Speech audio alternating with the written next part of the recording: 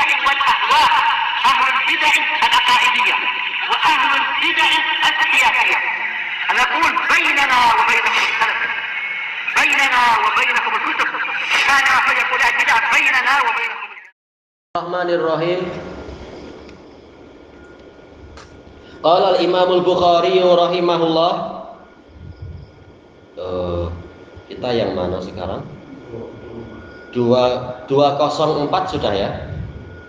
204 sudah. Baik. Al-hadisul khamis ba'dal mi'atain. Hadis yang ke-205. Boleh juga al-khamis wal mi'atan. Iya, 205. Haddatsana Abdan, qala akhbarana Abdullah, qala akhbarana al-Auza'i an Yahya an Abi Salamah an Ja'far bin Amr an Abi. Berarti apa? Amr bin Umayyah ad-Dhamri lagi seperti hadis semalam. Qala ra'aitun nabiyya sallallahu alaihi wasallam yamsahu ala imamatihi wa khuffaihi. Saya melihat Nabi sallallahu alaihi wasallam mengusap di atas sorban beliau dan kedua khuf beliau. Baik. Hadis ini Bukhari menyendiri dengan periwayatannya, dan juga hadis ini diriwayatkan oleh Ad-Darimi dan juga Imam Ahmad bin Hanbal, juga Ibnu Abi Syaibah dan juga An-Nasa'i. Baik. Dan yang lain-lain semuanya dari jalur Al-Auza'i. Baik. Di sini Imam Bukhari meriwayatkan dari Abdan. Abdan artinya dua hamba. Kenapa dipanggil Abdan? Karena nama dan kunyah dia itu ada penghambaan. Beliau adalah Abu Abdurrahman Abdullah ibnu Utsman ibni Jabalah. Baik. Beliau Al-Marwazi dari Marwa. Beliau murid dari Imam Marwa yang terbesar, yaitu siapa? Abdurrahman ibnu Mubarak itu. Siqatun sabat. Qal akhbarana Abdullah. Ini yang disebut tadi, Abdullah ibnu Mubarak, Abu Abdurrahman Al-Marwazi, Syekhul Islam, Amirul Mukminin fil hadis, dan seterusnya. Gelaran banyak sekali kecuali sahabi. Beliau boleh dikatakan seluruh amalan beliau punya. Bahkan apa? Kedokteran, syair, jihad fisabilillah, haji, dan juga kedermawanan dan sebagainya. Boleh dikatakan semua amalan ada pada beliau, kecuali sekedar apa? Tidak menjadi sahabat, karena ya jelas tidak pernah jumpa Nabi. Baik, sebagaimana disebutkan dalam biografinya Abdullah ibn Mubarak, terlalu panjang biografinya, dan juga apa? Pakar di dalam peperangan, dan juga di dalam sholat malam. Saking hebatnya sampai Sufyan Ats-Tsauri yang ulama nomor 1 yang sangat terkenal itu mengatakan, saya bersungguh-sungguh berusaha untuk 3 hari saja seperti Ibnu Mubarak, ternyata sehari pun saya tak mampu. Ini Abdullah ibnu Mubarak. Qala akhbarana al-Auza'i. Tayyib, Auza'i Abu Amr Abdurrahman ibnu Amr al-Auza'i Asy-Syami al-Bairuti, beliau dari Beirut. Tayyib, imamun salafiyun sunniyun mujahidun dan seterusnya. Beliau siqah.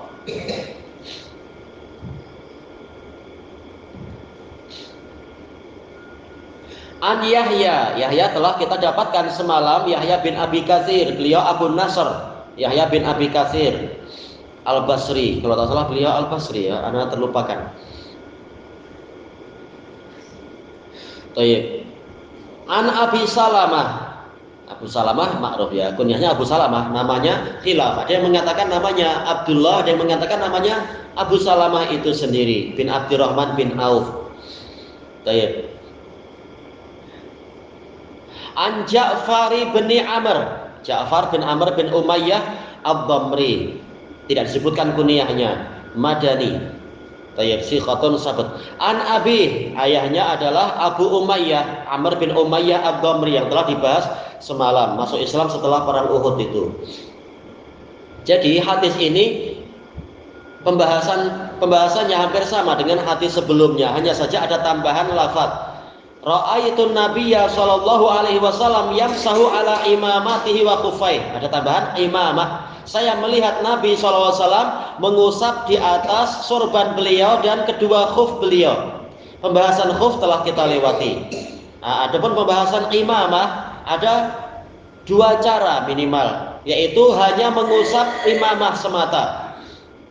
Dan cara yang mengusap imamah yaitu ya ma'ruf dari depan ke belakang, itu sudah cukup. Dan boleh juga yaitu mengusap ubun-ubun, kemudian baru mengusap sebagian imamah, itu boleh. Karena memang ini dibangun di atas keringanan, sebagai bentuk keringanan yang datang dari Allah kepada umat ini. Dan ini hukumnya adalah sunnah. Bagaimana apabila yang dipakai bukan imamah, tetapi yang dipakai adalah yang biasa kita pakai, apa ini, peci, kofiah, atau apa aja orang memanggil itu. Kata para ulama, yang benar adalah wajib dilepaskan karena tidak ada masyaqqah, tak ada kesulitan, kita lepas senang. Tapi kalau sorban, begitu dilepas nanti memakainya susah lagi, perlu waktu yang lama. Makanya kalau peci, kofiah ini wajib untuk dilepaskan. Kembali ke hukum di dalam hadis, dalam Al-Quran, yaitu yang diusap adalah kepala.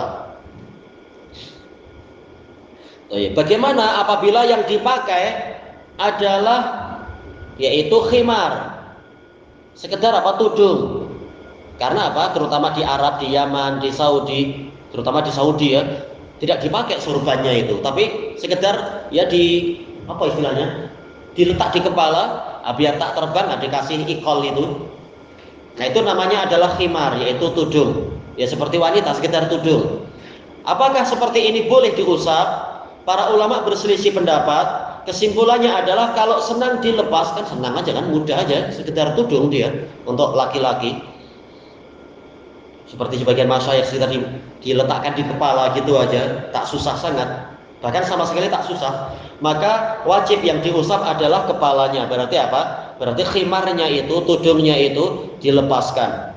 Tapi kalau susah seperti para wanita, karena apa? Perlu diikat, perlu mungkin dikasih pin, dikasih apa, susah lagi nanti memakainya, maka boleh diusap di atas tudungnya itu. Sebagaimana itu yang diamalkan oleh Ummu Salamah radhiyallahu anha, istri Nabi sallallahu alaihi wasallam. Intinya adalah agama ini dibangun di atas keringanan. Apabila ada kesulitan, maka didatangkanlah keringanan. Tapi kalau tidak ada kesulitan, kembali ke hukum asal.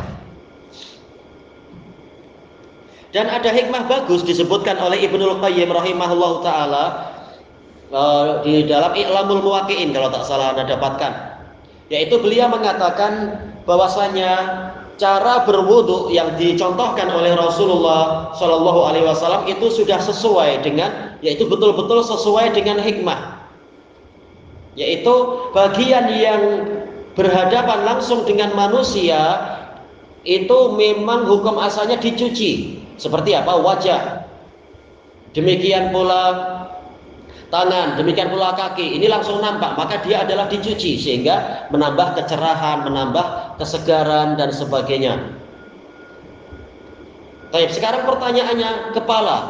Bukankah kepala itu banyak dosa, kan orang berpikir ini itu, dan kepala juga perlu penyegaran, sel-sel kepala itu. Kenapa tidak dicuci? Kenapa diusap? Kata beliau, ini adalah hikmah yang lain, yaitu seandainya dicuci sehari 5 kali minimal, itu boleh jadi justru akan menyakiti kepala. Karena apa? Jadi sangat basah, terutama yang rambutnya banyak. Makanya diringankan menjadi cukup diusap saja.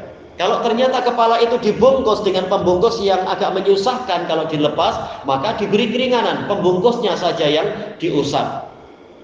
Ini diantara hikmah di dalam permasalahan-permasalahan wudhu tadi. Demikian pula kaki, kalau dia dibungkus dengan pembungkus yang menyusahkan untuk dilepas sampai menutup buku lali, menutup mata kaki, maka dia boleh untuk diusap. Karena ini pembahasannya pendek, kita lanjutkan saja. Qal wa taba'ahu Ma'mar an Yahya an Abi Salamah an Amr qala ra'aitun nabiyya sallallahu alaihi wasallam. Jadi siapa yang didukung di sini? Auza'i. Auza'i dikuatkan oleh Ma'mar, dan ini diriwayatkan oleh Imam Ahmad. Imam Ahmad dalam musnadnya meriwayatkan dari Abdul Razzaq dari Ma'mar, dari Yahya dari Abi Salamah. Ini sanadnya pendek aja ya, pembahasannya juga pendek. Langsung saja kita masuk kepada bab yang baru. Al-babut tasi wal arbaun. Bab idza adkhala rijlaihi wa huma tahiratan. Apabila seseorang itu memasukkan kedua kakinya, memasukkan kemana? Ke dalam khuf atau ke dalam stokin, kaos kaki kalau Indonesia bilang, atau yang semacam itu. Dalam keadaan kedua kakinya itu suci, yaitu sebelumnya dia sudah wudhu dengan wudhu yang lengkap dengan mencuci kaki. Di sini yang diinginkan oleh Imam Bukhari adalah mengisyaratkan bahwasanya mengusap khuf tadi boleh dengan syarat kakinya memang sebelumnya itu sudah suci dengan dicuci sebelumnya. Baik. Adapun kalau tidak demikian maka tak boleh. Baik, kita masuk ke hadisnya. Qala Imamul Bukhari rahimahullah, ini juga pendek aja ya insyaallah. Al hadisus sadis ba'dal mi'atain 206. Qala haddatsana Abu Nuaim, qala haddatsana Zakaria an Amir an Urwata binil Mughirah an Abi. Ini juga hadisnya terulang, hanya saja ada tambahan faedah. Ayahnya yaitu Mughirah bin Syu'bah. Qala kuntu ma'an Nabi sallallahu alaihi wasallam fi safar. Saya pernah menyertai Nabi SAW di dalam suatu perjalanan. Fa'ahwaitu li'anzi'a khuffaih. Kemudian saya membungkuk turun ke bawah untuk melepaskan kedua khuf beliau. Faqal, maka Nabi mengatakan da'huma, biarkan kedua kaki saya itu. Yaitu apa? Jangan kedua kaki saya dilepaskan dari khuf.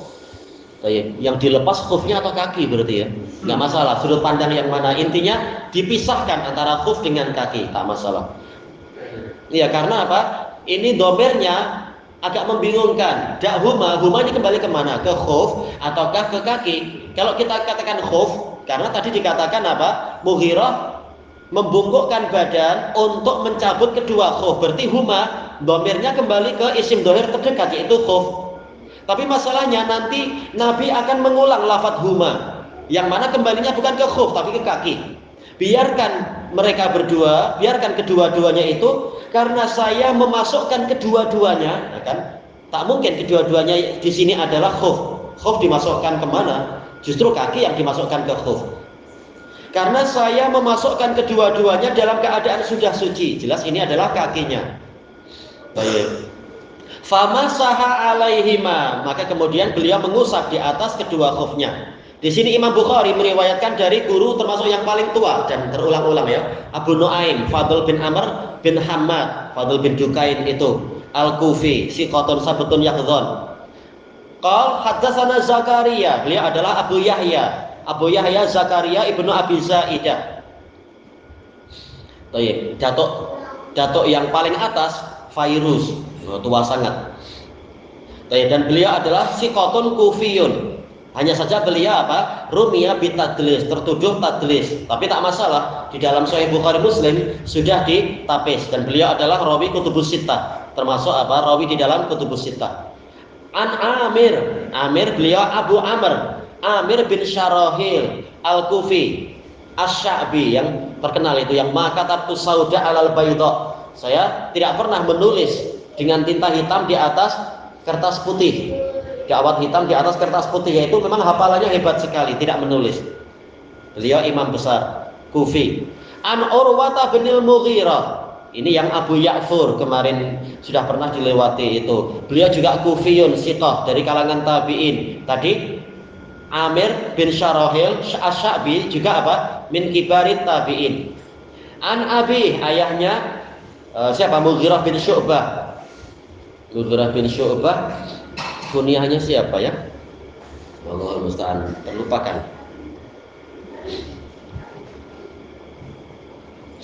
Karena dulu mengatakan Abu Yahya, beliau punya dua kunyah, ada Abu Abdillah dan satu lagi yang terlupakan. Tak masalah, Abu Abdillah, ada dua kunyah beliau. Baik. Adapun isi hadisnya itu tadi, kuntu ma'an Nabi sallallahu alaihi wasallam fi safar. Saya pernah menyertai Nabi sallallahu alaihi wasallam dalam safar. Telah kita lewati, ini adalah safar perang Tabuk tahun 9 Hijriah itu. Baik. Kemudian fa'ahwa itu, ini hadisnya disingkat. Ma'ruf Rasulullah kemudian pergi untuk buang hajat. Selanjutnya beliau memanggil Mughirah untuk membawakan air. Kemudian saya mengucurkan air kepada Nabi untuk beliau berwudu dan sebagainya itu. Selanjutnya saya membungkukkan badan untuk melepaskan khuf beliau agar beliau mencuci kaki. Dikatakan oleh para ulama ini menunjukkan yaitu disyariatkannya berkhidmat, yaitu melayani Amirul Mukminin, melayani gurunya dan sebagainya. Dan ini amal soleh, bagian dari ta'awun kepada orang yang layak mendapatkannya itu. Terutama Nabi mungkin kesulitan, jubahnya saja agak sempit dan sebagainya, lengan jubahnya. Fatal ja'huma, maka Nabi mengatakan biarkan kedua kaki saya itu. Fa inni adkhaltuhuma tahiratain, karena sesungguhnya saya memasukkan kedua kaki saya ke dalam khuf dalam keadaan suci. Berarti mafhum mukhalafahnya apa? Kalau saya tidak memasukkan kedua kaki saya dalam keadaan suci ke khuf, berarti khufnya tidak boleh diusap tatkala nanti berwudu, tapi wajib dilepaskan lagi. Famasaha alaihima, maka Nabi pun mengusap di atas kedua khufnya. Tayyib, ilahuna wallahu a'lam. Subhanakallahumma wa bihamdika la ilaha illa anta astaghfiruka wa atubu ilaik. Walhamdulillahi rabbil alamin. Jazakumullahu khairan.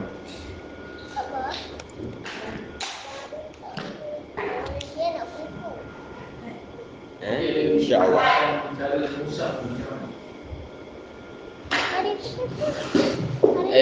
Sebagian masanya menunjukkan cukup seperti ini aja diusap dari depan ke belakang.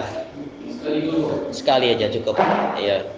Karena sebagai min babit takhfif, keringanan, cukup sekali usap gitu aja. Iya, gitu aja cukup. Sekali dua. Iya. Apakah boleh satu-satu? Boleh aja, karena tak ada dalil yang mewajibkan. Enggak masalah.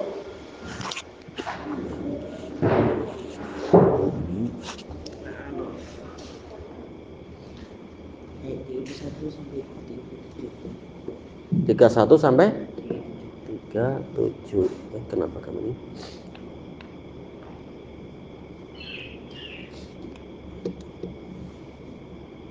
Ya.